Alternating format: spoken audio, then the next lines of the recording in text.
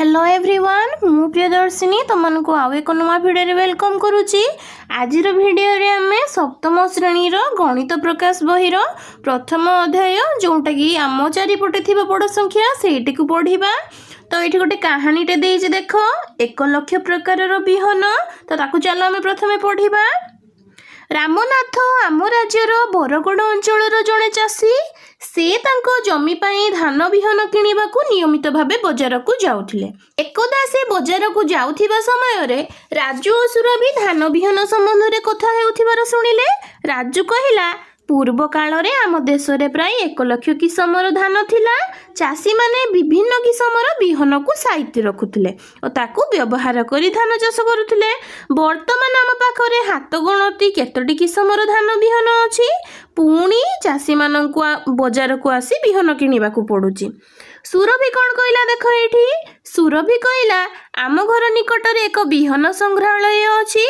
ए पर्यंत से माने विभिन्न स्थान रु प्राय 100 रु अधिक स्वदेशी किसमर धान विहन संग्रह कलेनी। तुमे मध्य सेठारु धान विहन किनि पारिबो। तुम माने केबे आ पूर्वरु लक्ष्य शब्द सहित परिचित अच्छ कि 1 लाखटा केते बड़ संख्या तुम माने जानिछ कि। तो चलो एठी जानिबा। रामनाथ ए घटना को तांको झियो नमिता और पुओ रमेश को जणाइले।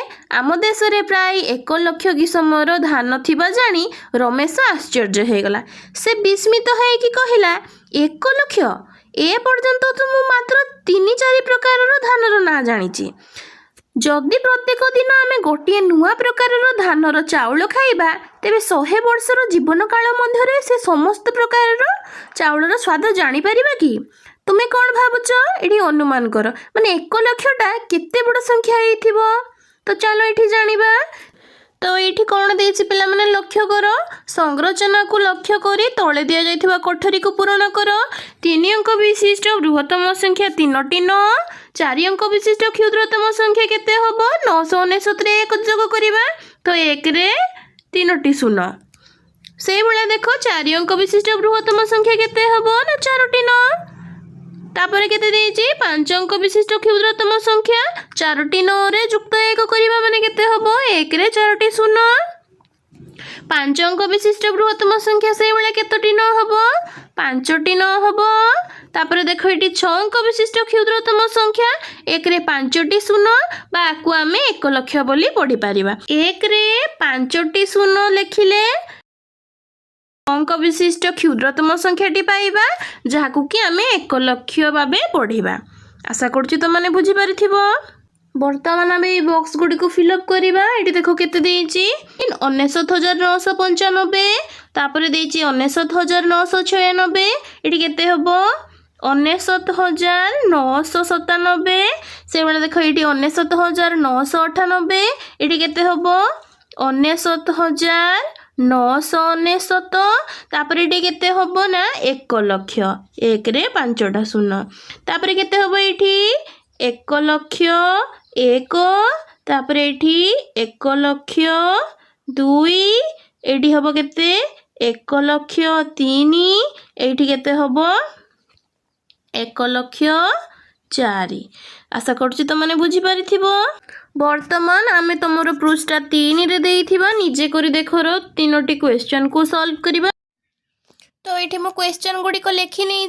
तो चलो 1 नंबर क्वेश्चन टी को पढ़ा कौन देछि 2011 मसीहा जनगणना अनुसार बरगड़ सहर जनसंख्या प्राय 83,651 थिला। यह 1 लाख ठारू केते कम। तार आंसर केमती हेबो देखो 1 लाख समान 1 रे केतोटी 0 मु तुमको कहली 1 रे 5टी 0। तो ये 83,651 लिखिबा। तो ये 1 लाख रु 83,651 को वियोग कले आमे एठी पाई जिबा। तो ये केते हबो 10 रु 1 गले एठी 9। 9 रु 5 गले एठी 4। 9 रु 6 गले एठी 3। 9 रु 3 गले एठी 6। 9 रु 8 गले एठी 1 एठी 0 हे जिवो। तो एठी कोन हबो ना या 1 लाख ठारू केते कम।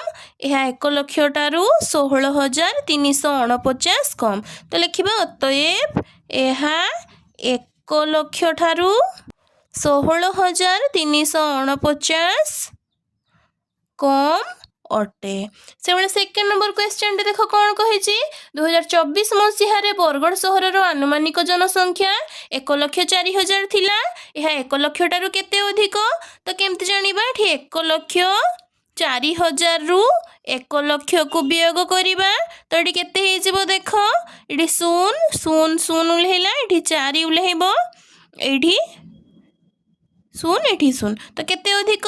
4,000 ଅଧିକ। ତ ଲେଖିବା ଅତଏବ ଏହା 1 ଲକ୍ଷ ଠାରୁ 4,000 ଅଧିକ ଅଟେ।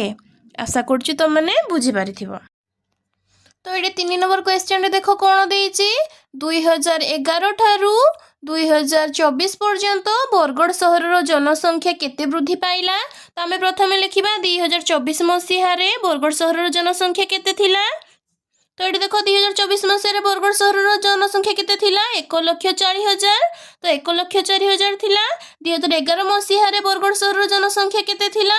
83,651। ତ ତାକୁ ଏଠି ଲେଖିବା 2024 ମସିହାରେ ବରଗଡ଼ ସହରର ଜନସଂଖ୍ୟା ସମାନ 1,04,000। ସେଭଳିଆ 2011 ମସିହାରେ ବରଗଡ଼ ସହରର ଜନସଂଖ୍ୟା ସମାନ କେତେ ହେବ? 83,651। ତ କେତେ ଅଧିକ ହେଲା କେମିତି ଜାଣିବା? ନା 1,04,000ରୁ 83,651କୁ ବିୟୋଗ କରିବା। ତ ଏଠି କେତେ ହେଇଯିବ ଦେଖ। ଏଇଠି 10ରୁ 1 ଗଲେ 9, 9ରୁ 5 ଗଲେ ଏଠି 4, 9ରୁ 6 ଗଲେ ଏଠି 3, ଏଠି 3ରୁ 3 ଗଲେ ଏଠି 0। ତ ଏଠି ହେଇଯିବ 10ରୁ 8 ଗଲେ ଏଠି 2। ତ କେତେ ଅଧିକ ହେଲା? 20,349। ତ ତାକୁ ଲେଖିବା ଅତଏବ 2011ରୁ 2024 ପର୍ଯ୍ୟନ୍ତ ବରଗଡ଼ ସହରର ଜନସଂଖ୍ୟା 20,349 ବୃଦ୍ଧି ପାଇଲା। ଆଶା କରୁଛି ତୁମମାନେ ବୁଝିପାରିଥିବ। ତ ଆଜିର ଭିଡ଼ିଓଟିକୁ ମୁଁ ଏଇଠି ରଖୁଛି। ଯଦି ତୁମମାନଙ୍କୁ ମୋ ଭିଡ଼ିଓ ଗୁଡ଼ିକ ଭଲ ଲାଗୁଛି ତେବେ ଲାଇକ୍, ସେୟାର ଆଣ୍ଡ ସବସ୍କ୍ରାଇବ୍ କରିବାକୁ ଜମା ବି ଭୁଲିବ ନାହିଁ। ତୁମର ଯାହା ବି ଡାଉଟ୍ ରହିବ ମୋତେ କମେଣ୍ଟ ସେକ୍ସନରେ ପଚାରିବ। ରହୁଛି, ଦେଖା ହେବା ଏକ ନୂଆ ଭିଡ଼ିଓରେ। ଜୟ ଜଗନ୍ନାଥ।